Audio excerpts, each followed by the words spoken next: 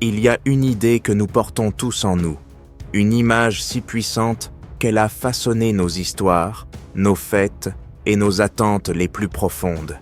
L'idée de la famille, nous l'imaginons comme un refuge, un cercle d'amour inconditionnel, un lieu de sécurité et de soutien dans un monde souvent hostile. Nous pensons aux bons vieux temps, aux grandes familles élargies et unies, assises autour d'un foyer, partageant histoire et valeurs d'une génération à l'autre. C'est l'idéal de Norman Rockwell, le fantasme de la petite maison dans la prairie. C'est une belle image, une image réconfortante et pour la majeure partie de l'histoire humaine. C'est un mensonge. Parce que la famille du passé, celle qui a existé pendant des millénaires avant notre ère d'intimité et de psychologie, n'était pas un refuge d'amour. C'était une unité de survie, une société économique miniature, forgée non pas par l'affection, mais par la nécessité. C'était un lieu de promiscuité brutale, de hiérarchie de fer, de violence normalisée et d'une familiarité avec la mort si constante qu'elle nous semblerait aujourd'hui monstrueuse. Ce soir, nous allons franchir le seuil de la maison du passé. Pas celle du roi dans son château, mais celle du paysan, de l'artisan, du citoyen ordinaire. Nous allons nous asseoir à leur table, dormir dans leur lit et découvrir la vérité brutale sur l'institution la plus fondamentale de toutes. Oubliez tout ce que vous pensez savoir sur les liens familiaux. La réalité était bien plus compliquée et beaucoup moins sentimentale. La première chose que vous devez effacer de votre esprit, c'est l'idée d'une maison avec des pièces. Oubliez les chambres, le salon, la cuisine.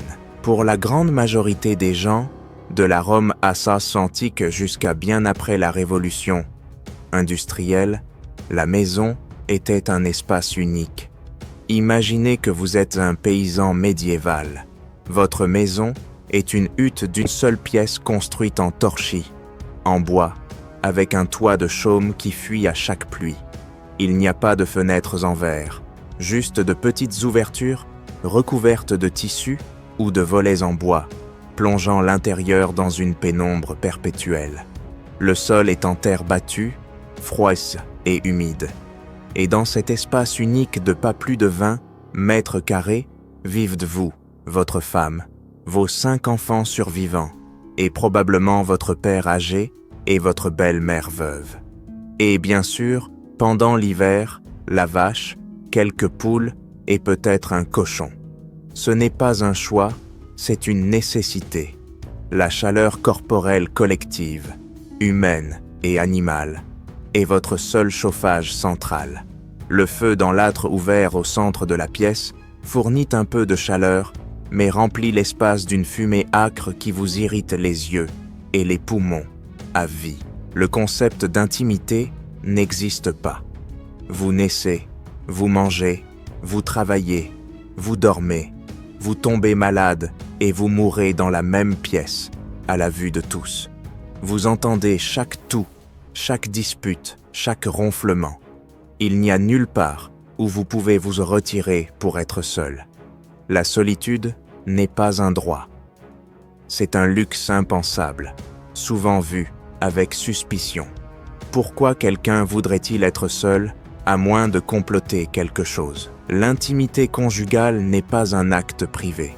Elle a lieu dans le même lit ou sur le même tas de paille où dorment vos enfants et vos parents, séparés peut-être par un simple rideau en tissu. Si vous avez de la chance, le bruit et le mouvement font simplement partie du paysage sonore nocturne de la maison. À l'intérieur de cette cage surpeuplée, la vie n'était pas régie par l'amour et le consensus, elle était régie par une hiérarchie de fer. Et au sommet de cette pyramide familiale se tenait le père. En droit et en coutume, de la patria potestas romaine à la common law anglaise, l'homme était le chef incontesté du ménage. Il n'était pas un partenaire, il était le dirigeant. Sa parole faisait loi. Sa femme était légalement sa propriété. Elle ne pouvait pas posséder de terres en son nom. Elle ne pouvait pas signer de contrat. Elle ne pouvait pas témoigner au tribunal contre lui. Son but était triple: gérer le ménage, travailler à ses côtés, au champ ou à l'atelier, et, surtout, produire des enfants mâles, si possible, pour hériter de la terre et continuer la lignée. Les enfants, à leur tour, étaient la main-d'œuvre de la famille. Ils n'étaient pas élevés pour trouver leur passion ou se réaliser en tant qu'individus. Ils étaient élevés pour être utiles. Dès l'âge de 5 ou 6 ans, ils avaient déjà des corvées.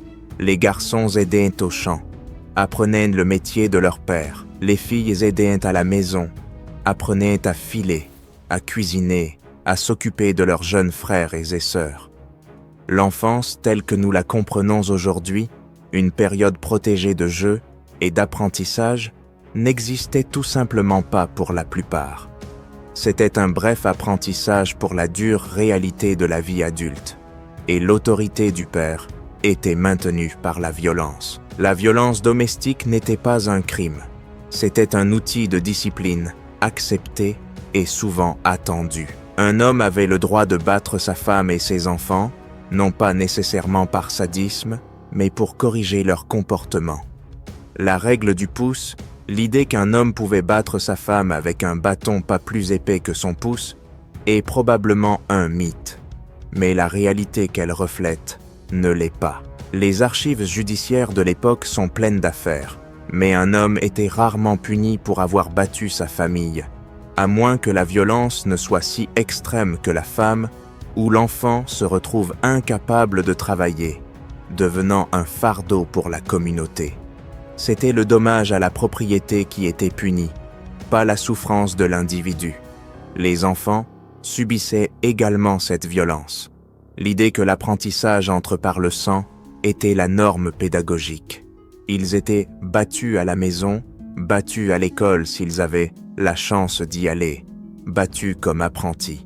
On croyait que la douleur était essentielle pour forger le caractère et assurer l'obéissance. Oublier l'amour romantique. Pendant la majeure partie de l'histoire, le mariage n'était pas une union de deux âmes, c'était une fusion de deux entreprises familiales.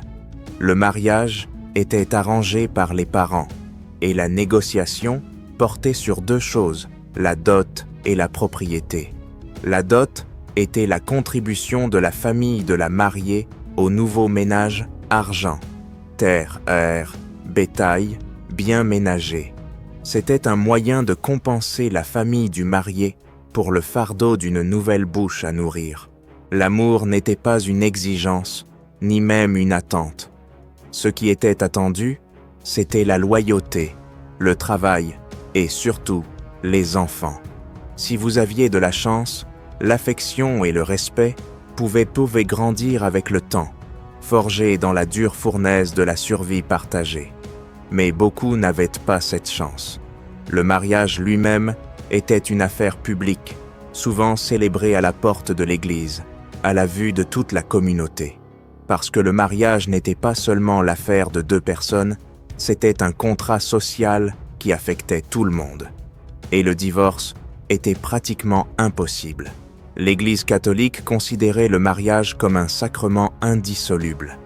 Une annulation ne pouvait être obtenue que s'il était prouvé que le mariage n'avait jamais été valide en premier lieu, par exemple, si le couple était trop étroitement lié par le sang. C'était un processus long et coûteux, réservé presque exclusivement aux riches et aux puissants.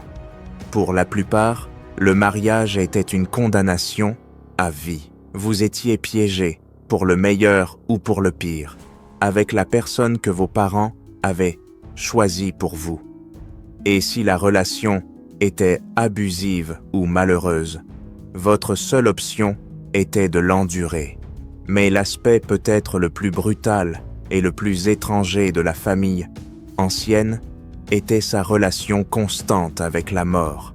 La mort n'était pas un événement lointain et stérilisé qui se produisait dans les hôpitaux. Elle était toujours présente, au centre même de la maison. Le taux de mortalité infantile exorbitant signifiait que presque chaque famille avait perdu plusieurs enfants.